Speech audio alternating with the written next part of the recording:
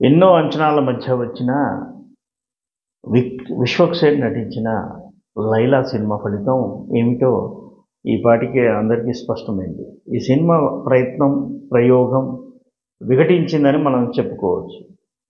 ఈ ప్రెజెంట్ డేస్‌లో ఒక కాన్సెప్ట్ ఓరియెంటెడ్ సినిమాలు తీసేటప్పుడు దర్శకులు తీసుకోవాల్సిన తగిన జాగ్రత్తలు ఈ సినిమాలో ఏవీ కనిపించవు. కేవలం హీరో చేత కొన్ని ఇబ్బందికర పరిస్థితుల నేపథ్యంలో ఫిమేల్ అంటే మహిళ క్యారెక్టర్‌గా లేదా యువతి క్యారెక్టర్‌గా చూపించే ఆలోచన తప్ప ఈ సినిమా ద్వారా మనం ఏమి చెప్పబోతున్నాం, ముఖ్యంగా సగటు ప్రేక్షకుడికి ఎలాంటి వినోదం ఇవ్వబోతున్నాం అనేది దర్శకుడు పరిశీలించినట్టుగా మనకు ఈ సినిమా చూస్తే అనిపించదు. ఎందుకంటే గతంలో కమల్ హాసన్ నటించిన 'భామనే సత్యభామనే', సీనియర్ నరేష్ నటించిన చిత్రం 'భళారే విచిత్రం', రాజేంద్ర ప్రసాద్ నటించిన 'మేడం' ఈ సినిమాలో హీరోలు ఫిమేల్ క్యారెక్టర్ వేసినప్పటికీ చాలా సందర్భాల్లో ఆ క్యారెక్టర్ల వల్ల మనకు వినోదం అందుతుంది.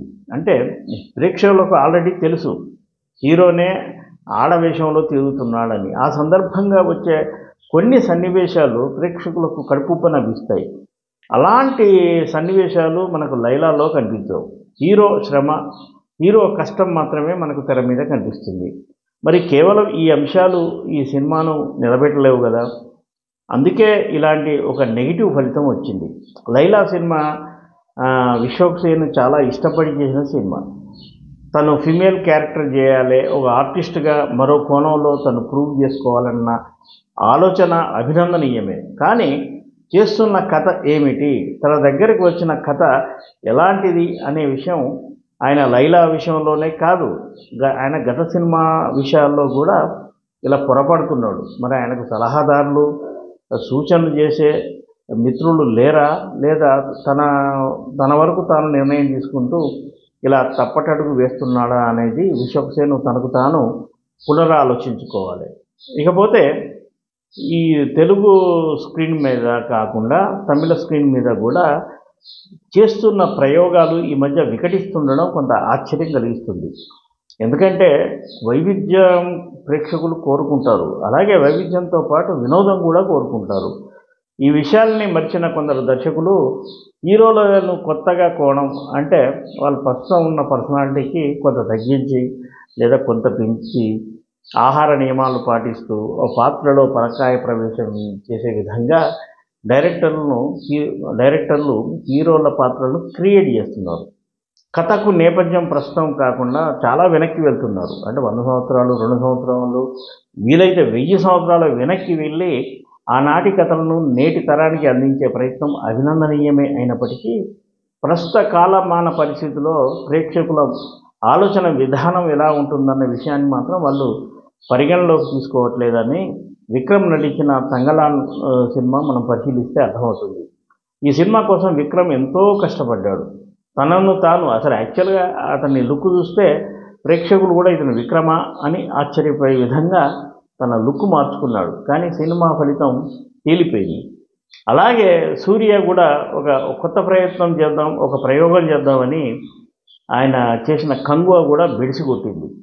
ఈ సినిమాకు అనేక సక్సెస్ఫుల్ సినిమాలు అందించిన శివ రూపొందించినప్పటికీ కూడా బెడిసింది. ఇంకా ఇదే విశ్వక్సేన్ అంటే 'లైలా' గురించి మనం మాట్లాడుకున్నాం కాబట్టి 'లైలా' సినిమాకు ముందు ఆయన 'గామి' అనే ఒక ప్రయత్నం కూడా చేశాడు. ఇది కూడా ఆయనకు శారీరక శ్రమ, ఒక పెర్ఫార్మెన్స్ ఓరియంటెడ్ సినిమా. కానీ ఆ సినిమా ఫలితం కూడా వ్యతిరేకంగా వచ్చింది. అంటే వరుసగా ఈ ప్రయోగాలు విఫలమవుతున్న నేపథ్యంలో అసలు దర్శకులు ప్రయోగాలు చేయకూడదా, చేస్తే ప్రేక్షకులు ఆదరించరా అనే ఆలోచన సరికాదు. ప్రయోగం ప్రేక్షకులకు అనుగుణంగా ఉందా, ప్రేక్షకులు ఆశించే అంశాలు ఇందులో ఉన్నాయా అనే విషయాన్ని దర్శకులు పరిశీలించాలి. అలా చేయకుండా కేవలం మేము ఒక మరో లోకంలోకి వెళ్ళి కొత్త పాత్రలను క్రియేట్ చేసి మేము అందిస్తాం అనే ఆలోచన సరికాదు. ఉదాహరణకు రాజమౌళి 'RRR' సినిమా తీశాడు. అది కూడా దాదాపుగా ఒక 100 ఏళ్ళు వెనక్కి వెళ్ళి తీసిన కథనం. ఆ సినిమా ఆకట్టుకుంది. 'బాహుబలి' అదే రాజమౌళి అందించిన 'బాహుబలి' కూడా అది జానపద కథ. అయినప్పటికీ ప్రజెంట్ ఉన్న హీరోలతో ఆయన చక్కగా తీసి ఆదరణ పొందాడు.